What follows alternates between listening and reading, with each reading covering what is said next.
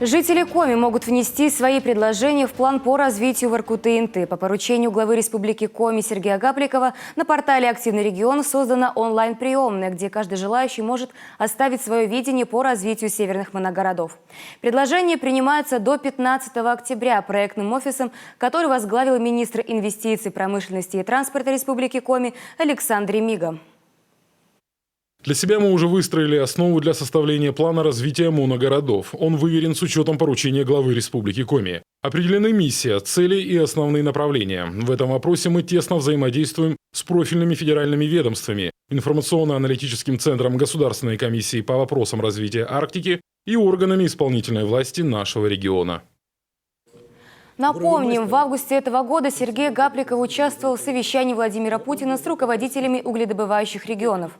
Глава Коми доложил президенту о ситуации в Воркуте-Инте.